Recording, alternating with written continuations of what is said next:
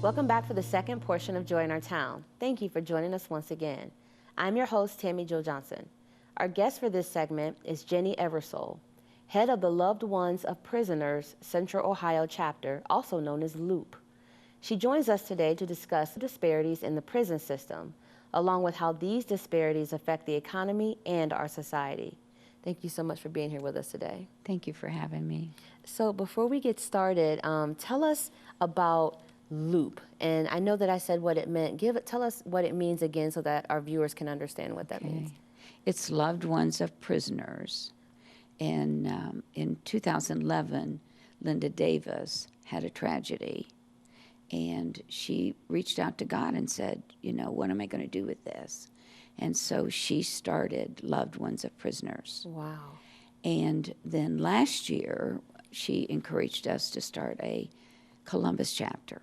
So we are now in our 15th month of the Columbus chapter. And you're head of the Columbus chapter. What are your responsibilities? Well, I want to give the families information that they may not have.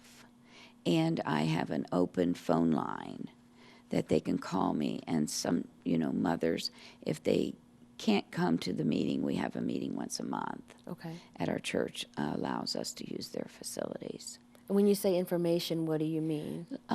What's going on in the prison system, encouragement. Our wonderful director, Gary Moore, is working on some fabulous things for the prison system to reform it. He's working on specifically right now to do away with mandatory sentences, which is just a biggie, And his idea is to stop the mass incarceration. And Mike Davis is the spiritual director for the state of Ohio and the reentry.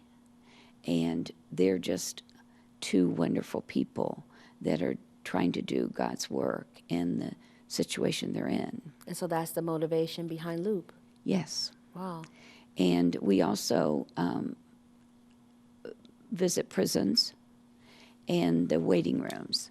And we may just walk them through the logistics of signing the papers and signing in here and what there's going to happen next. And then we sit with them and tell them they're not alone. No. And everyone in LOOP has or has had a loved one in prison.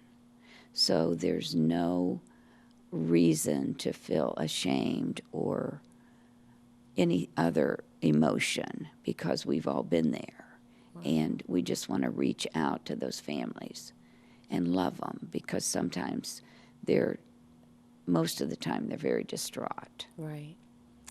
Wow. So let's talk a little bit about that. Let's talk a little bit about the disparities that are taking place in the prison system.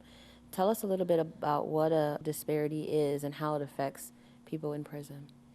And I think that in general, it's the poor that are discriminated against. And the reason is they can't afford the attorneys that some other people can. And they can't reach out to their loved ones because of, now that Director Moore did get it changed from 75 cents a minute to 5 cents a minute for telephone calls. Okay. And so that was a big change because it really opened up for the loved ones to call home more often. Okay. But then the services that are in the prison, the Securus and the JPay made $114 million last year. And tell us what that is. JPay is an email system where your loved one can email you, and they charge you 50 cents. Okay. And then you email them back, it's another 50 cents. Okay. But for $1. But if they're making $114 million profit, why can't they make it 10 cents to email? Okay. And they still can make a profit. Okay. And we understand that business has to make a profit, but not at the expense of poor people. And that's exactly what's happening. You mentioned another one. What is that? Securus is what you can buy your loved ones regular socks and regular T-shirts. Okay. And some different shoes than state shoes and things like that. but the markup is tremendous. And they are also collecting multi-millions in profits. Okay. And so we would love to encourage them to reduce those costs so that more families could participate. You said that the disparity is not just racial, it's based on the socioeconomic status of the prisoner. Yes. So does that play a role in the criminal justice system? And I anyway? believe it does. According to the Associated Press,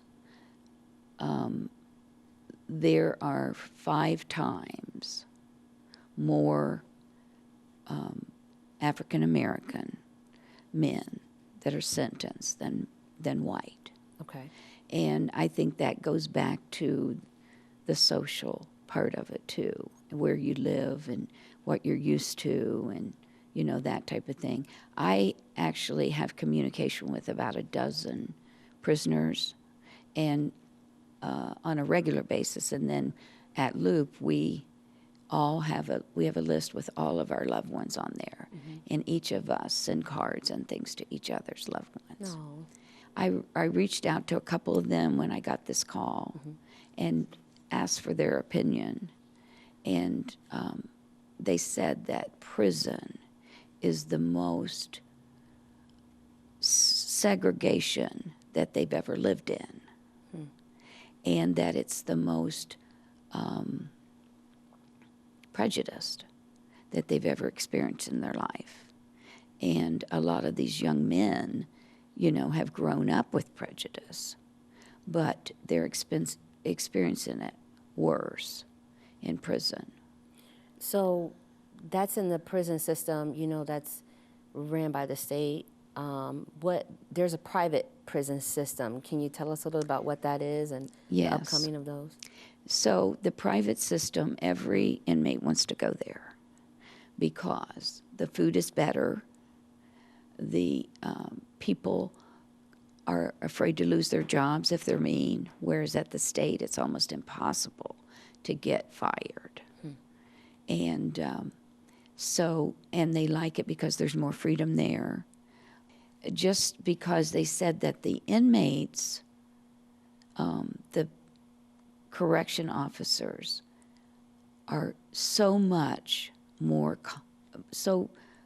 kind, mm-hmm. because in the regular prison systems, this doesn't go for, there's a lot of wonderful correction officers, mm-hmm.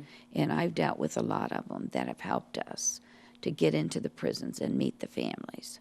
But there's a big percentage that they feel, white or African American, they feel discriminated against because the color of their shirt.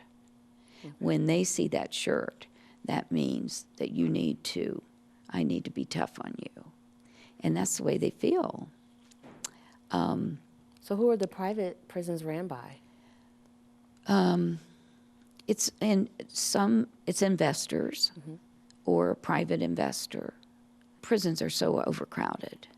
And Director Moore was approached about building a new prison in Ohio. Mm-hmm. And he said no, he wants to build tech schools instead. Okay. And if you think about the situation where if a prison would go out, if they would just close down a prison, 75% of Ohio employees, state employees, work for the criminal justice system in some area or another. Okay. And so the loss of those jobs, plus the food workers. And so when they build prisons, it spares the economy because all the construction workers get jobs, mm-hmm. the textile industry for making all the shirts, the pants, the shoes, just, you know, it's big business. Prisons are big business, and it's unfortunate. Well, it sounds like to me you definitely have a passion for this. Tell us about, you know, for people that are watching this program and they don't really understand disparities in prison systems, what is it that you can say to them to help them understand how they can get involved if they have a loved one in a prison system and how important their voice is. What would you say to them? Well, we would love to have a chapter in every big city, but we need volunteers. We would love to have more people go into the waiting rooms and just touch somebody's life by a smile and a hug. And so that's our biggest problem right now is the volunteers.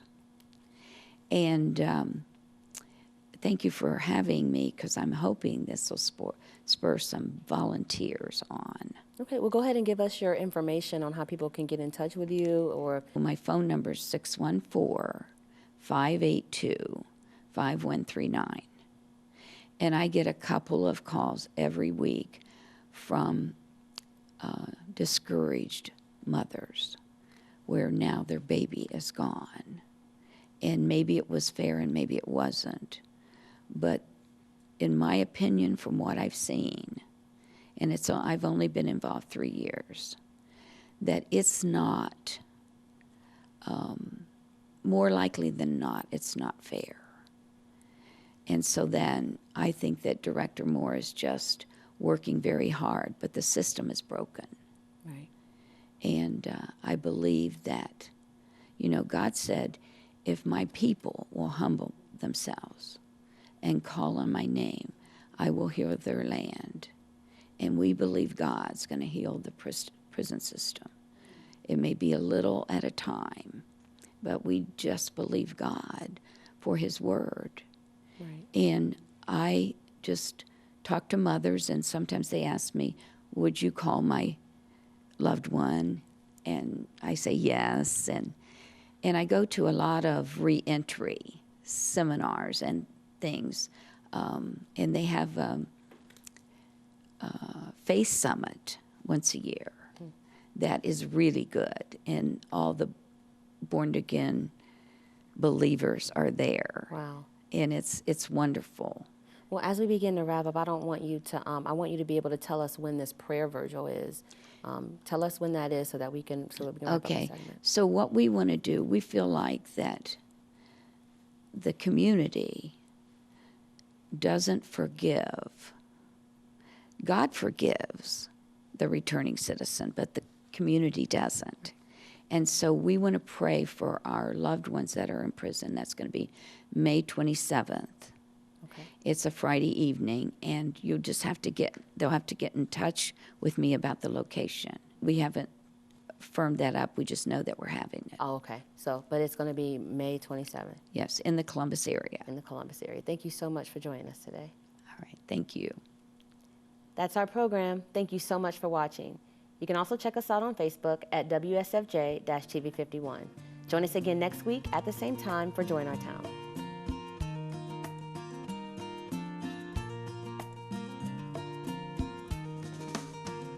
This program has been sponsored by the Trinity Broadcasting Network and is made possible by your telethon dollars. Your continual support can keep Joy in Our Town coming to your home every week.